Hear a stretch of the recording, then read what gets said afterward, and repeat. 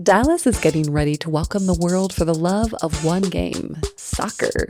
Put yourself in the middle of all the passion, energy, and celebration of FIFA World Cup 2026 by setting up your base camp in the heart of downtown. You'll score more award-winning cuisine, world-class shopping, and warm, welcoming Dallas hospitality. Stay longer and play longer at visitdallas.com. Our approach to those wineries is very garden-focused. There's an emphasis on the planting, celebrating seasons, and there's a kind of delicacy that I think needs to happen in the composition of those gardens within the winery environment, and that they're different scaled spaces, but none of them feel out of scale with like a domestic kind of gathering. You should feel at home in those environments. I'm Aislinn Green, and this is a very special episode of Unpacked by Afar because this week we hosted Unpacked Live, live version of the podcast in partnership with Visit California. We were in Dallas to talk about and share California's creative landscape. And that voice you just heard at the top of the episode belongs to Roderick Wiley, one of our panelists. Roderick is an award-winning landscape architect and founding partner of Surfacedesign Inc. He's helped design some of the most iconic outdoor spaces in California, including the Bayfront Park and the Land's End Visitors Center in San Francisco, places that I often spend time in. Roderick joined me on stage in Dallas to talk about his approach to design and how California informs so much of what he does, creatively speaking. In this episode, we go a little deeper into his work, growing up as a native San Franciscan, and where he goes to take in the magic of California. There may be elk involved. Well, Roderick, welcome to Unpacked. It's so lovely to have you here today. So happy to be here. One of the things that I was really appreciating about you when I was doing some research is that you are a San Francisco native, which is so hard to find. So yeah. Can you tell me about your relationship with California and specifically this city? Yeah, it's true. I don't run into natives that often, but I have a kind of family history of being in Northern California. My father was born in my grandfather rather was born in San Francisco. My grandmother was born in Oakland, both in the 19th century. So my grandmother was born in 1893 and lived to be 107 years old. But in any case, so she lived through the entire 20th century. My father on that side of my family was born in Napa. I would say, though, one of the things about San Francisco, at least in my experience, is that it is always changing. And in some ways, and this is true for all cities, but I think we evolve with cities as people. So I think what's great about San Francisco is it gives you different opportunities to access the city in different ways as you kind of grow up and grow through the city.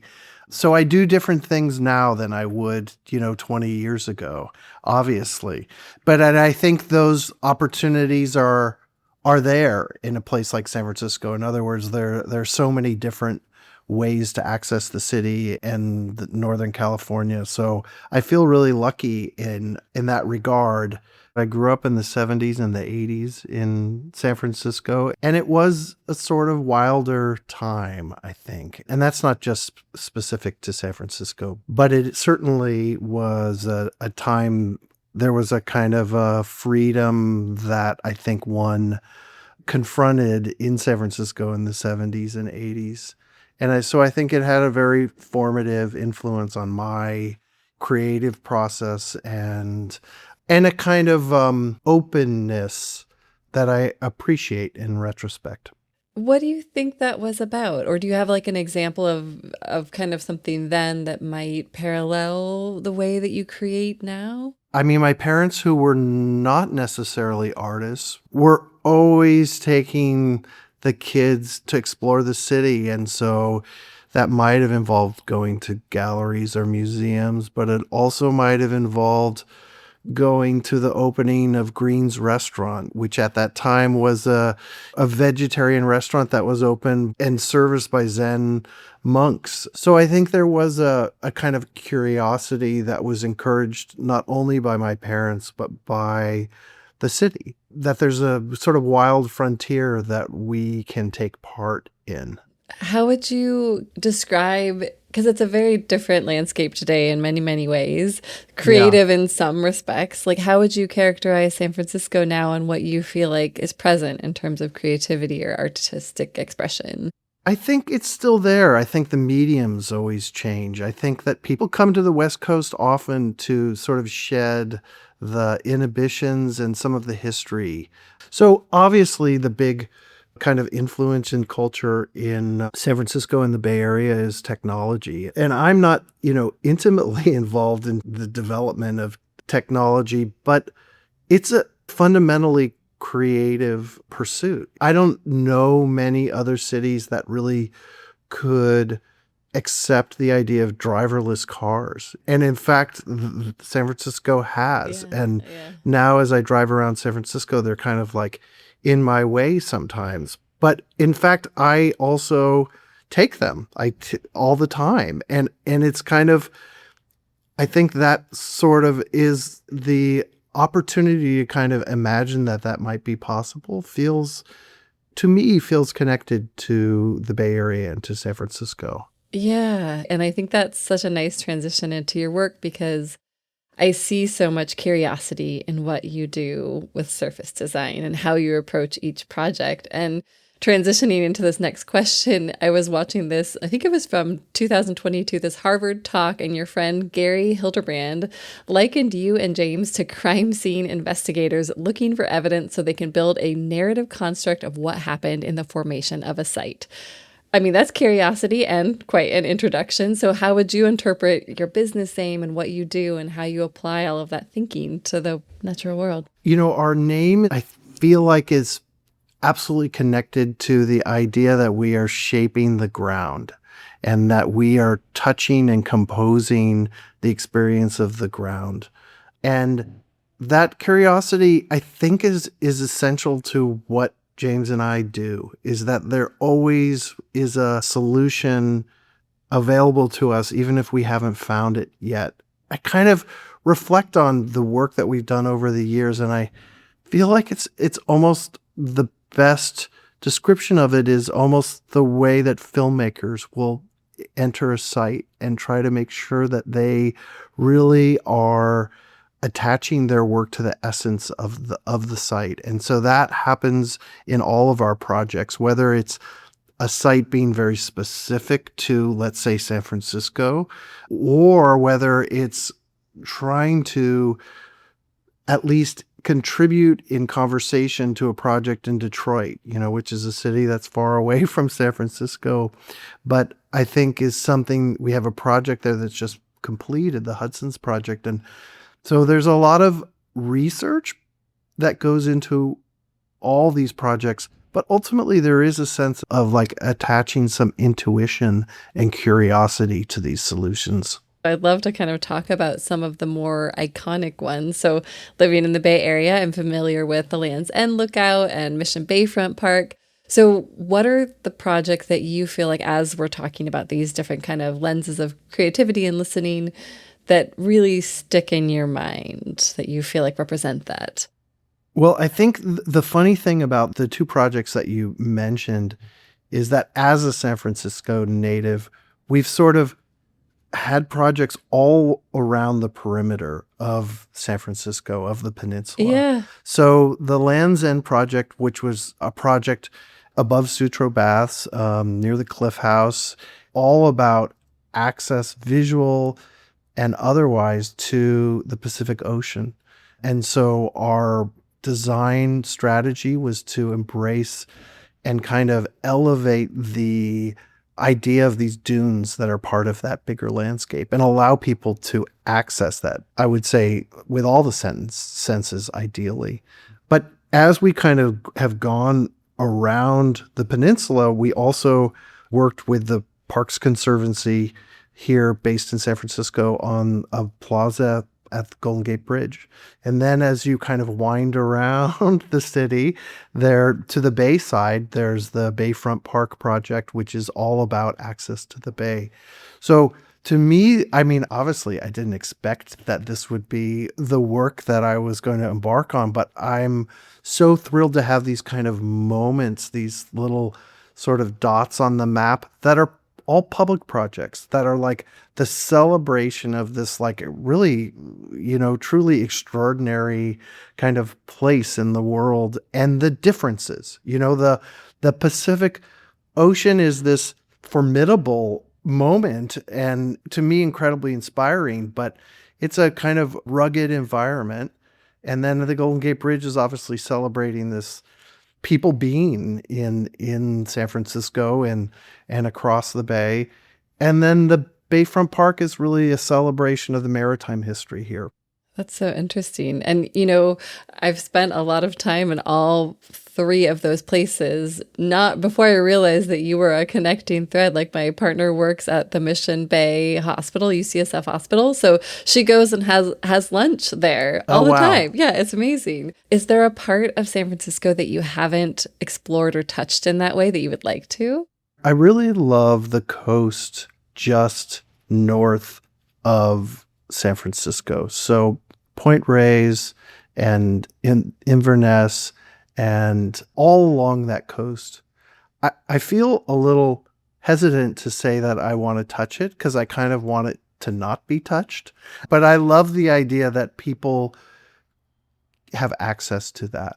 And so that part of Northern California, I think, is really extraordinary and really special.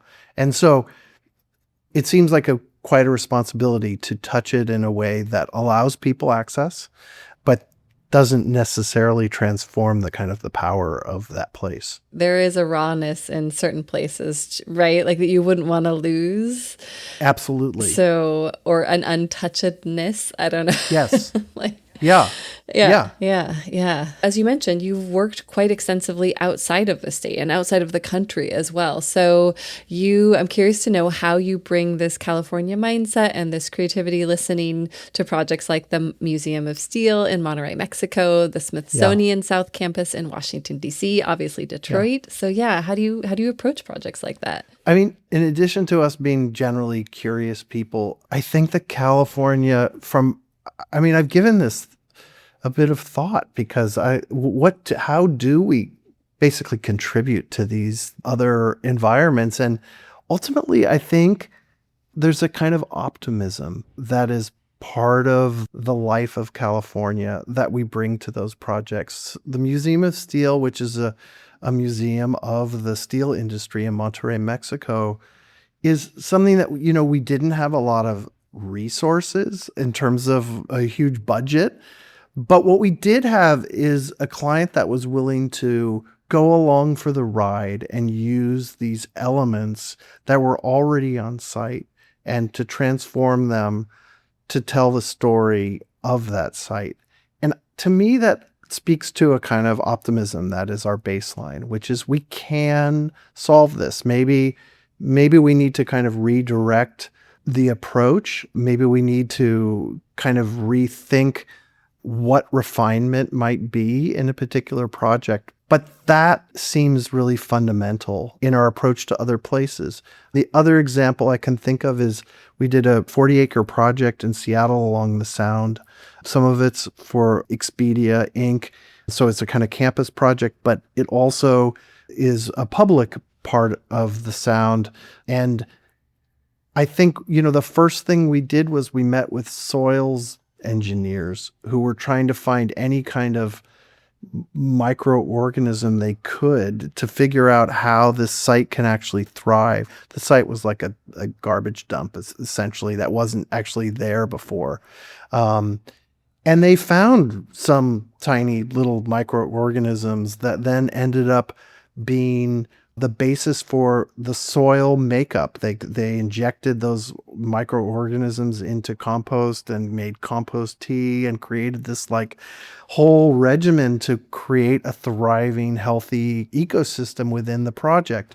And to me, that's our technology. That's how we can build these environments and have them be resilient and thrive. And it takes a leap of faith. It takes a little bit of a maybe dumbness to think that you can just keep going and discover something that's going to work. Yeah. Well, I want to jump ahead actually to a question because you mentioned water a bit, and that it does seem to be such a big element in your work, both from kind of like a water feature, like something beautiful for the eyes, but also in a state where we talk about water management and resources and drought. Like, how do you think about those two sides of water in what you do?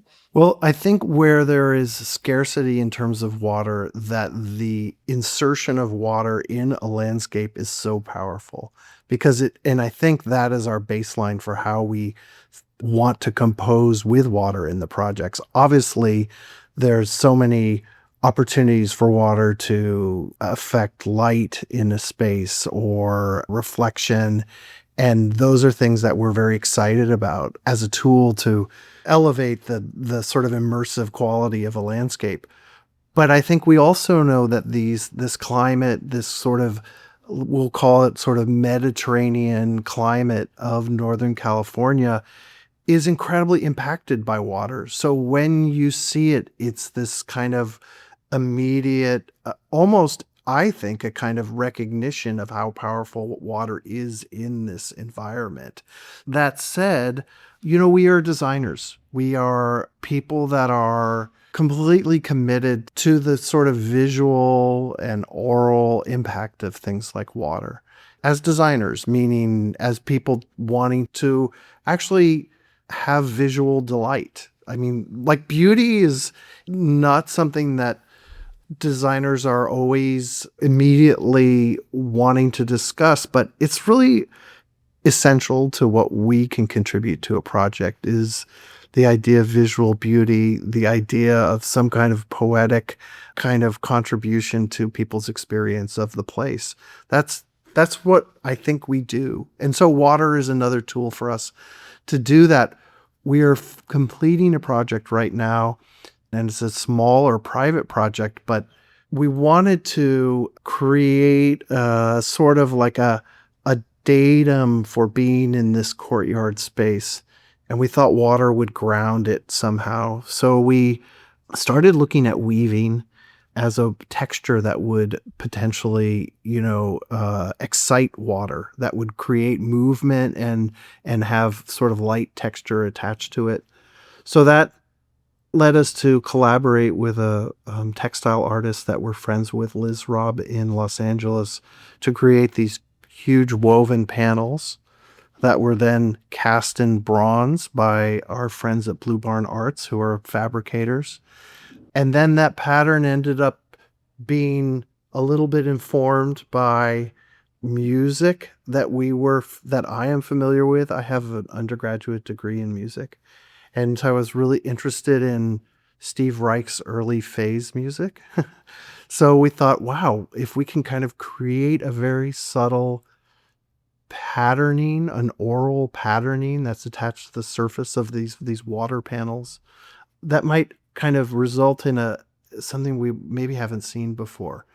So without seeing images of that might seem pretty abstract, but all those steps are about our process. Is about Sure. What can we do here? Who can we collaborate with? What's in our past?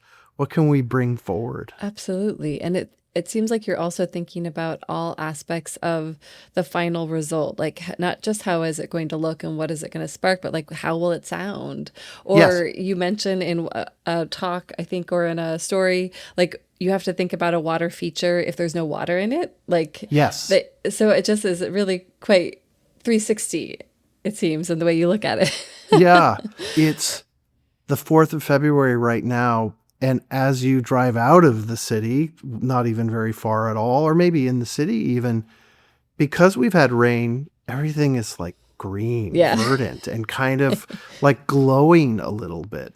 And that just kind of talks about the power of water. Okay, but then the other part of that question is, of course, we are really committed to the idea of being intelligent about how we use water in our landscapes. That we create, let's say from a planting design perspective, are embracing the climate that we live in. James and I both have a kind of modernist training, which can mean all kinds of things to all kinds of people. But to me, it always spoke to the idea that the materials were used efficiently, that materials in projects express themselves for what they are. And in some ways, I always thought planting should do the same thing. It should express where we are efficiently. It doesn't need to be, let's say, ornamented or used in an ornamental way to have a kind of power or beauty to it. And so when I think about our planting palettes, I think that they can be sensual and have fragrance and color, but they don't need to speak to another vocabulary that isn't part of here, that is part of like, and I love Italian gardens, but it doesn't need to be an Italian garden. Yeah. I imagine that's part of what you are absorbing and listening to when you go to places like Monterey, Mexico, or Detroit. Like, what is the vocabulary here that we can draw from, right? Absolutely. Yeah. What's exciting to us, Yeah. Like what are we reading? Because we've been doing this for a little while. So, what haven't we seen? Well, we've talked about some kind of public facing projects, but I know that you've also done some work with wineries, very hospitality focused. So how does your approach when you're working on something that is meant to be, I would say, like a place of enjoyment in a slightly different way? How do you approach those kind of projects? I believe, are kind of trying to rethink how people experience these environments. I think there's a long history of the European influence in design in wineries and these kinds of environments. We are trying to say that, in fact, you are in California, you're in Sonoma, you're in Napa, and that how do we bring a kind of a depth to that experience that really makes you recognize that this was an oak savanna and that these are grasses that have a kind of a different life cycle than what we might see in the other parts of the world. Not that we don't want to celebrate other things we see in the other parts of the world, but that there's an opportunity to be really distinct about it. And so, we continue to work on wineries. We're just about to complete a sort of rethinking of Mondavi Winery. And so that to me is like incredibly important historical, landmark of the wine industry in Napa, of course. I mean, and also, my father grew up in Napa. So this is very meaningful, really close to my heart, this project. And so much of our design was about creating these spaces where people can taste wine and be with each other, but that also just feels so intuitively about being in the Napa Valley. And so we were drawing inspiration from the views of the Arch and Tower, the iconic buildings of Mondavi, to the Mayacamas, and trying to blend the foreground with the background, trying to make it just feel like one continuous landscape, at the same time allowing for spaces for people to, be in. What does that mean when you say spaces? Like, could you describe one or two? Yeah. Yeah. I think, well, it's funny. I think what is a little bit different about public projects and about these winery projects that we work on is we will go to the public projects we've worked on or institutional projects, and people are doing things that we would never expect them to have done. They're kind of walking all over on things that are supposed to be seats. And so we're designing for a kind of resilience. Yeah. And also an excitement about how people will interpret all of this. But I think with a winery environment or other kind of hospitality environments, you're really thinking about smaller, intimate spaces where people can really almost have conversations and be immersed in a garden. So I would say that our approach to those wineries is very garden focused. And that means a lot of different things to a lot of people. But I think it means that there's an emphasis on the planting and celebrating seasons, and there's a kind of delicacy that I think needs to happen in the composition of those gardens within the winery environment, and that they're different scaled spaces, but none of them feel out of scale with like a domestic kind of gathering. You should feel at home in those environments, and you should feel that your conversation can be, a kind of celebratory, but also potentially, a quiet conversation, so that you can really have a moment to kind of reflect on where you are. Yeah, that's so interesting to think about those two different places and what people will do in them.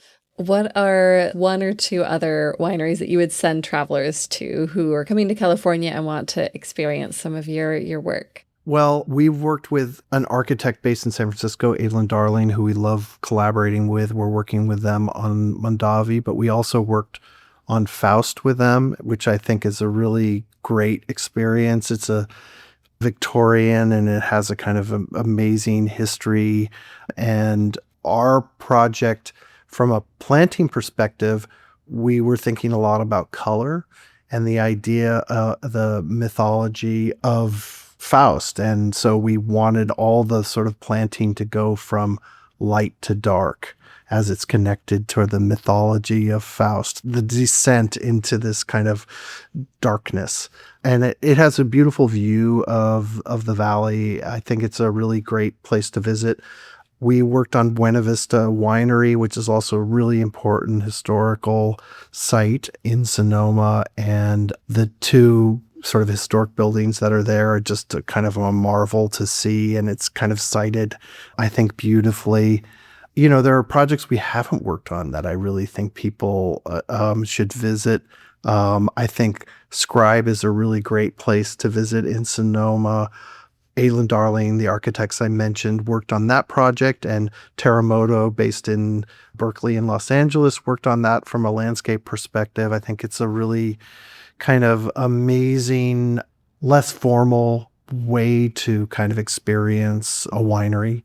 When you are designing these outdoor spaces, whether it's a winery, whether it's a place that's going to have a lot of civic engagement, how do you think about these very specific and unique conditions within California, which are different from microclimate to microclimate, right? Like wind and water and land. This is an incredibly important aspect of how we design. Doing analysis, figuring out where the sun hits and when.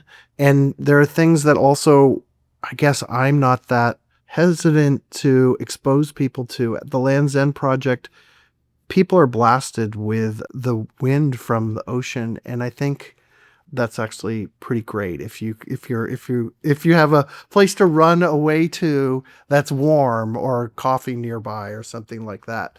So I kind of don't only want to remove some of those bigger experiences from the sites always, but certainly we do need to create shelter, I think. That is such an interesting perspective because, I love the trees over there, how they have been shaped by the wind. And so it's like, if you feel the wind, then you understand how it's shaped the environment. So it seems like you have to keep that exposure, right? So you can. Yeah. Yeah. But maybe the trick is to have somewhere to go to. Yes. When you're like, okay, I get it. Yeah. Enough of that. Yeah. Okay, San Francisco, I get you're a windy place. Yes. Well, after the break, Roderick gives us the inside scoop on the best parks, restaurants, and experiences he'd recommend if you're visiting California.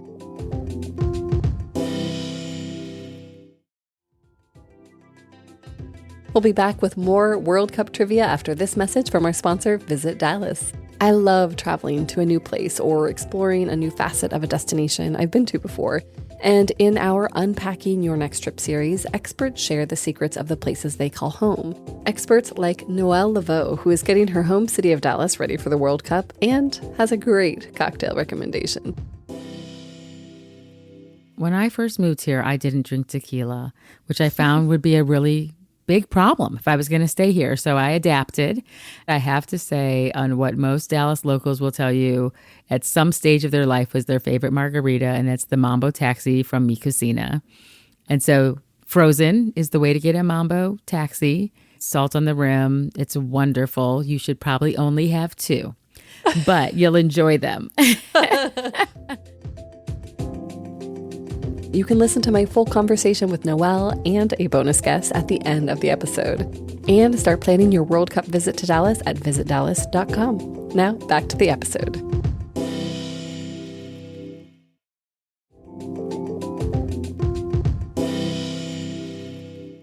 We're back from the break, and I'd like to now back out and get a little more abstract and talk more about this California mindset. What do you feel like you can do in California that you can't do in other places? Or what do you think it is about the state that has such an outsized creative impact? Well, I think people live outside in California, and actually we're talking about wineries. People go to wineries to taste wine. They go to wineries to learn about wine, but they also really go to wineries to be outside.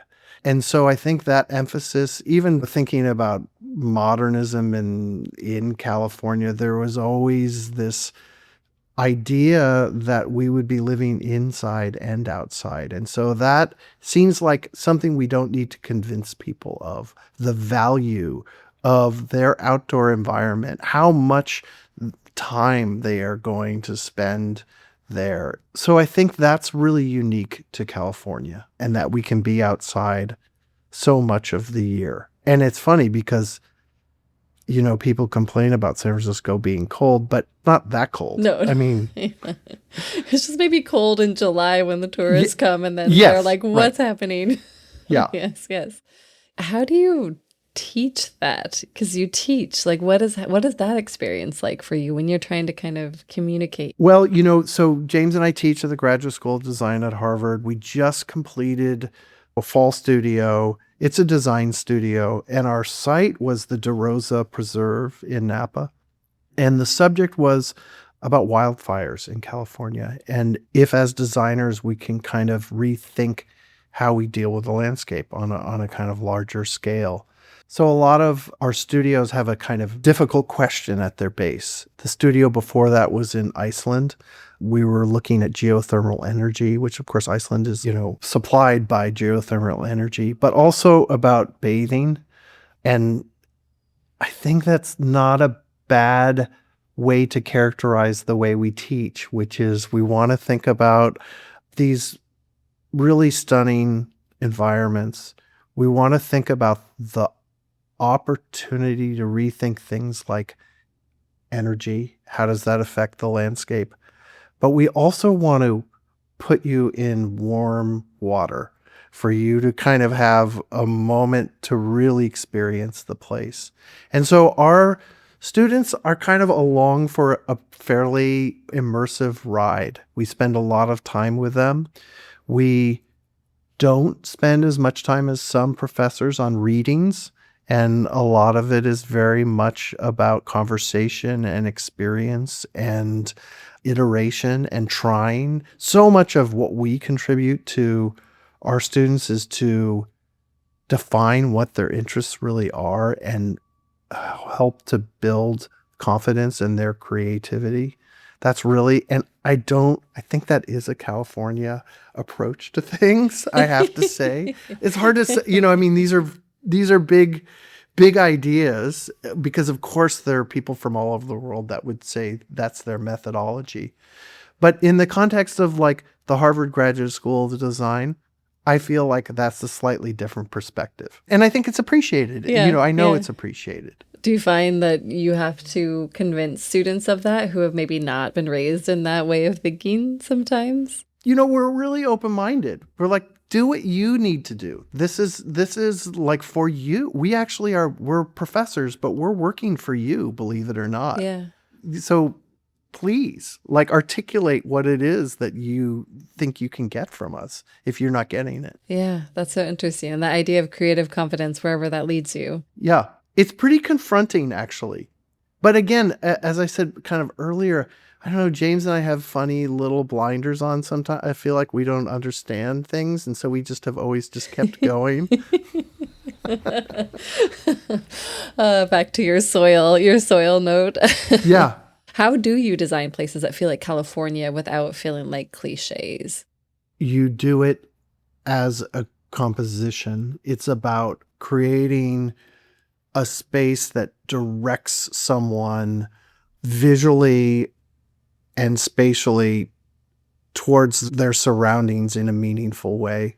So in the Bayfront Park, we calibrated the views from the park of the bay in subtle ways. So it's not like we're using walls to do that, but we're doing it through the shaping of the ground to lead people to connect to where they are.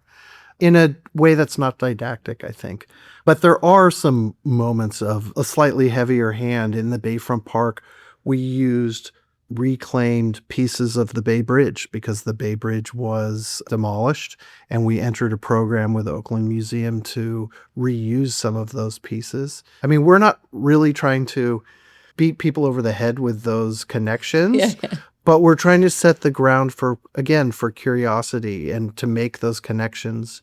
And we know that when we sit down to design, that all those elements help shape the space that we're creating. And is it the Bay Area Discovery Museum that you also worked in? I haven't actually been there, not having children, but I know it's for adults too. And I think that was one of our most, it's a really playful solution, as it should be. It's inspired by the gum nuts of the eucalyptus trees. They're little acorns. They're two gigantic eucalyptus trees on that site, and we kind of wanted to inhabit them. So we designed these gigantic acorns that kids could go into and kind of wander, and then an elevated pathway and slide where kids could also be in the canopy of these gum nuts to just kind of like inhabit the gum nuts. I will say it is for little kids, but it is totally worth going to if you happen to be there, to climb up the rope thing and walk on the sort of elevated pathway. And it is a little scary, as it should be, but it's not dangerous. And then to go through the slide, it's just so fun. And I mean, watching kids interact with something you've designed is like the most satisfying thing in the world, because they don't care about you at all. It's either working or it's not working. You know what I mean? Like for them, like their criteria is clear, and they're just of course, big team. So it's not just me doing this, but they're just crawling all over the thing, just going crazy. And also, there's also us thinking about different kids' ability. So there are gum nuts that are on the ground that I think gives a kind of a really equivalent experience of being in the gum nut. And that's really inspiring for us to think about too, is that there's all kinds of ways to experience these landscapes. I love it. All right. Well, I will go. I live in Sausalito, so there's really no excuse for me not going. Yeah. Well, I'd love to close with two slightly different questions. The first is, are there projects or kind of plantings in the Bay Area, in the state, that you feel like for you evoke California immediately? Well, just walking through Golden Gate Park, which I did this weekend, is incredible. It always feels a little bigger than I think it's going to be. And right now, the magnolias are flowering, and it's just like complete joy. But there are other kind of more obscure gardens or that are really amazing and very much speak to California. I think the Ruth Bancroft Garden in Walnut Creek is an amazing garden to visit. It's a dry garden, so it's very much about the sort of succulent landscape, and it's been around for a long time. Ruth Bancroft was an amazing sort of steward of that landscape, and it's spectacular. I think Lotus Land in Montecito is another really spectacular garden that is really unique and a kind of a travel through a fantasy of a California landscape. And there's so many different parts of that garden that speak to the original owner's life and speak to the broader, Santa Barbara, Montecito landscape, I think. And the views from it are spectacular. She was an incredible figure that was an opera singer and married 9 times. And I think, larger than life character. I think the Huntington Garden is really incredible in Pasadena or San Marino. Amazing place to visit that's maintained so beautifully. Just a spectacular garden. Going to Inverness and seeing the Thule elk wander around these gigantic beasts that are like kind of white in the fog, to me is like, that is California. It's just breathtaking, a little scary, and totally magical. That's beautiful. You're making me want to head north this weekend. Well, Can we close? I recognize that this would be an hour and a half in its own right, but you and James are such big travelers. If you had to put together a brief itinerary, restaurant, hotel, maybe we could keep it limited to kind of the Bay Area or the Northern California, where would you send people? Okay. I mean, and I love to eat. Yeah. Oh, yes. Good. So I like this question a lot. I really love a restaurant called Valley Bar and Bottle, which is in Sonoma on the square, and the food is just incredible and it's informal. And all of the ingredients are sourced locally, but there's a kind of creativity and pleasure in the experience that I just can't recommend more. And also, if you're in Sonoma, that's kind of a fun place to go, but I would go there wherever it was. In San Francisco, I think the kind of maybe the most funny, oddly iconic restaurants to me is Zuni, which is also kind of, part of a whole history of California cuisine in the Bay Area. But what's very special to me about it is that it's in the city. So as you're in the restaurant, you're really experiencing Market Street and the kind of bigger urban context. But somehow with all those windows, you're still feel very comfortable and enclosed. It's a really unusual, I don't know how they do that, but I just think so it's intimate. Really, it's really amazing. I think also this is probably not so surprising, but going to a farmer's market in San Francisco is always an amazing experience. So the farmer's market at the Ferry Building, which is on, so many lists, but it's incredible to see these purveyors that are focused on peppers only or something like that. That's just an amazing experience if you're interested in food. I think there's also funny, oddball kind of arts and retail experiences. Maybe oddball, that's not the word I should use, but these kind of destinations that you really wouldn't find anywhere else, like the Minnesota Street Project, which is this collection of galleries out in Dogpatch. That's really totally worth visiting. There's always something going on there, and who knows what it's going to be on Saturday. And there are even retailers that I think are really amazing and also sort of friends. We did a tiny little interior garden for our friends that have a store called Modern Appealing Clothing, which is a store in Hayes Valley that recently, I don't know, got some notoriety in the New York Times as one of the 50 best clothing stores in the United States. And it's kind of a little bit obscure to find. It doesn't have a big sign, and it's so San Francisco to me and so beautiful. In its kind of unlikely sort of poetic opinion about even how you dress. Interesting. An interior garden, you mean like within the store itself? The retail space, we created this kind of like little riverbed, Oh, how I guess. cool. But this was probably 15 years ago. Amazing. Yeah. I love it. Okay. Anything else that you feel, again, we could just go on, but. Well, if you're going to, on the same sort of line of places to visit near Inverness, there's a great gallery called Blunk Space, which is a small gallery in Point Reyes Station that is connected to J.B. Blunk, who was an amazing California sculptor who did this quintessentially like woodwork, sculpture, furniture that's incredible and being, reappreciated more and more every day.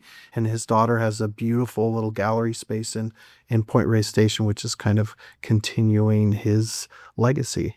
All right. Well, we will pick this conversation up live in Dallas. But Roderick, it's been so lovely to have you with us today. Thank you for sharing your time and your brilliance.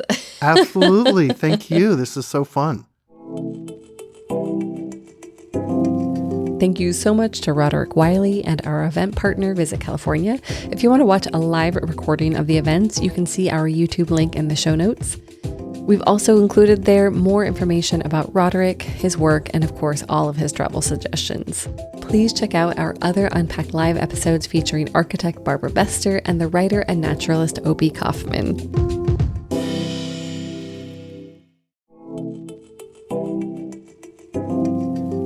Welcome to Unpacking Your Next Trip, brought to you by Visit Dallas.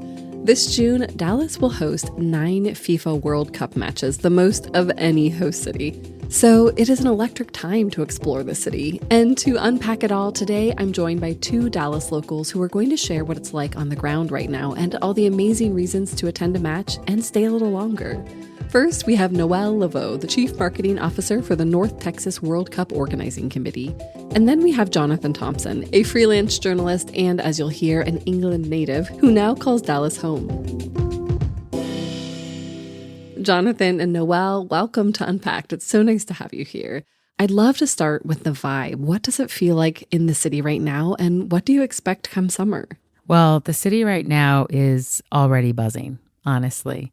We celebrated 100 days out just this past Tuesday, and I just feel like we're on skis going downhill very, very fast to that June 11th date when the tournament kicks off. But it's really excitement. Jonathan, how about you? Well, I completely agree that there's a real sense of excitement about the city. People are talking about what tickets they have, what tickets they want, and what their plans are. I've certainly got a lot of local friends who are planning to take time off throughout the World Cup, discussing where we're going to watch the games. But aside from that, as an Englishman, I'm incredibly excited because England's first game is right here in Dallas. So that begs the question, where are you going to watch these matches? So I will say that I do plan to be in the stadium for at least one, even though I know I'll be working quite a bit during this time. But the other place is the Fan Festival, which is going to be in Fair Park. That is really where most people will experience the World Cup, both those that are coming to visit and those that live here. Only about 54% of the international travelers will have tickets to the actual matches. So the energy that's going to be at the Fan Festival is going to be like none other. So I definitely plan to see quite a few matches from there. I've actually got tickets to 3 of the 9 Dallas games so far. I'm hoping to go to as many of them as I can. And I'm excited to be in and around the stadium because there's Texas Live right there, which is a big outdoor space with bars and live music and food. But in terms of bars and pubs, I think the key ones in Dallas will be the Harwood Arms, the Londoner, Happiest Hour. They're all sort of classic sports bars where the expats tend to meet anyway to watch Premier League or Champions League. And I think those places are going to be packed out. Spoken like a real Englishman, because we were actually just with the English consulate and they said, hey, if we can find an Irish pub, that's where we will be. But then obviously, of course, we have a lot of folks coming from some of the Latin countries as well. And so there are a lot of really neat smaller bars and restaurants that are planning on getting engaged as well around Fair Park and in South Dallas. Yeah, I can already feel the energy. It seems like such a fun time to be there. And of course, there is so much to do in Dallas beyond the World Cup. So why would you recommend that people extend their trips here? If you're a history lover or a culture lover, there's tons to see. And we've got the DMA, Amazing Art Museum. There's the 6th Floor Museum, which is dedicated to dealing with the JFK assassination and the conspiracy theories around it. I love the Perot as well, which has a new exhibition, which is about to open next week, dedicated to football. The world of soccer, the science of soccer. And that's just the museums. Then there's all kinds of other stuff to do too. I love to say that Dallas is the city that will surprise you. People still have this idea of Dallas that oftentimes is not accurate. And so they're surprised to see the diversity of the city, from the population to the neighborhoods that we have. I love to look at how Dallas communities are represented in the 48 nations that will play in the World Cup. We have communities that reflect all of those nations. And I think people are surprised by that. People quickly realize that when you start peeling the onion back when you're in Dallas, you start to discover Bishop Art, great shops and restaurants and Southern hospitality culture, to Deep Ellum, which is really our live music center, and lots of great bars and clubs, very eclectic neighborhood. Uptown, which has some really fantastic new high-end restaurants and experiences there. There's so much to do. And as much as people will be watching football or soccer, we're excited for them to experience other pieces of the culture that is here. Yeah, I think that the best way to think about Dallas is a patchwork of adjacent neighborhoods. And that's the beauty of it. As Noelle said, there's places like Bishop Arts, which is a really great, creative, lively neighborhood with art galleries and bars and cafes. And then there's Deep Ellum with all the live music. And my personal favorite neighborhood is Lower Greenville, which has all of these bars and restaurants all lined up along a strip, and they're all so much fun. It's really walkable. You mentioned food, so I feel like we need to talk about that specifically. And the Michelin Guide Texas debuted in 2024, and Dallas features prominently. I think there are now 2 Michelin-starred restaurants there. So what are your favorite spots for everything from a casual meal with friends to a big night out? So Jonathan mentioned Lower Greenville, so I would go to Goodwin's, would be one of the Yes. number one places that definitely a lot of fun, great food, nice speakeasy in the back, great cocktails. So it's a great place for meeting girlfriends for a birthday dinner or I think date night too. Lots of fun. That would be one of my favorites. They have the biggest, fattest oysters I've ever seen. Yes. Jonathan mentioned Lower Greenville. The change that has happened on Lower Greenville, it was always kind of a center of great restaurants, some of them that you sort of had to know. And now it has just blossomed, I think, with everything from HD Supply and the bars, as well as really great restaurants. So that's one place I'd say. Opposite Goodwin's, there's another really, really good one called Sister, Yeah, Sister. which is Italian and very chic. Great food in there. And then further down the street, you're right, the bars. Truck Yard is my favorite. So it's like an outdoor beer garden, which looks a bit like a junkyard, but it's really a bar and you can sit in old cars and enjoy your cocktails in the sunshine. They have food trucks there as well. I mean, at the top end, you've obviously got the Michelin-starred places. And my favorite there is Mamani. I actually was lucky enough to try that out myself last week. And the food is out of this world delicious. Ooh, can you tell us more?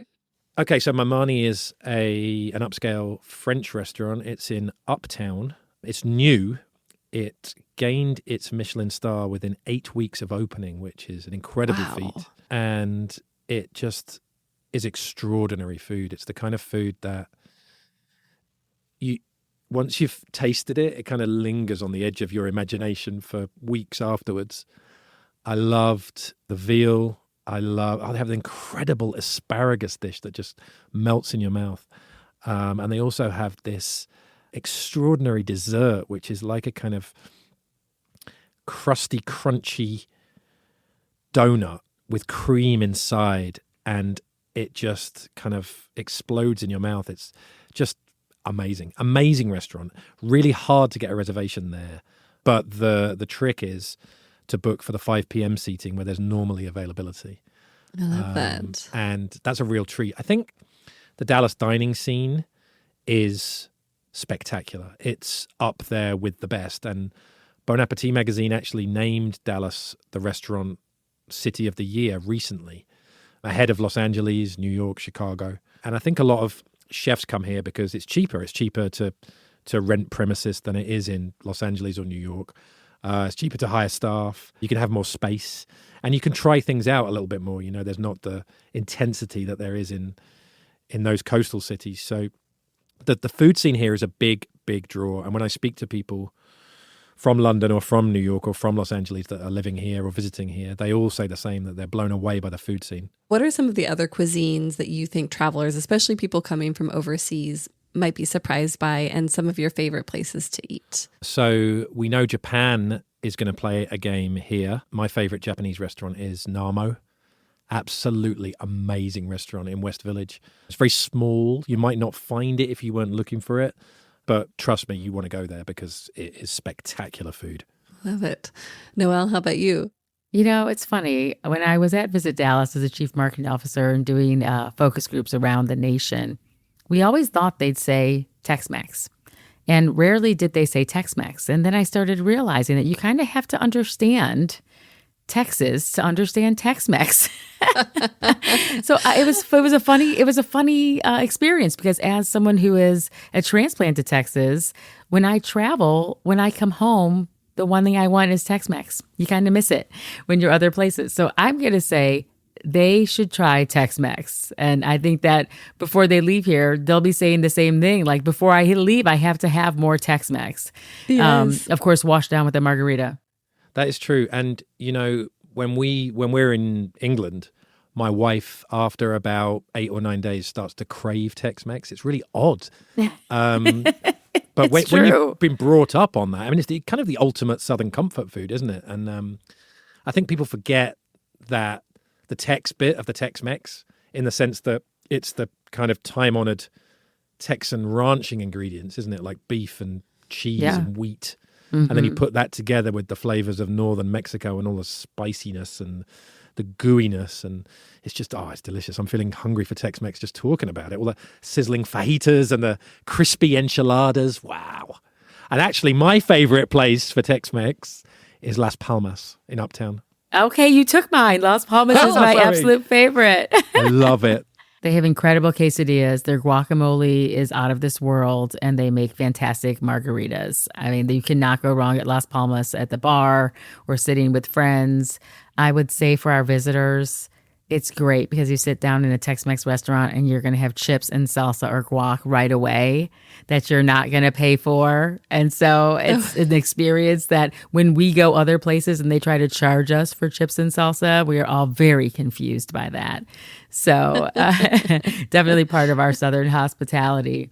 And let's not forget that the frozen margarita was invented here. It sure was. We know how to do them. Well, before we move on to or back to the frozen margarita, Noelle, are there other cuisines or places that you like to go outside of the Tex-Mex and the barbecue? You've made a great case for experiencing that, but anything else that you feel like represents kind of a more surprising side of Dallas cuisine? Well, this is where I think it gets interesting in regard to the neighborhoods of Dallas. You know, if you go a little bit into North Dallas, closer to Richardson, you find some fantastic Chinese food, Vietnamese food. The populations in the community have really started dictating the food that is there. So it's about exploration, I think, when it comes to the food scene here. And it is tied to the neighborhood in a lot of ways, which you expect in Chicago.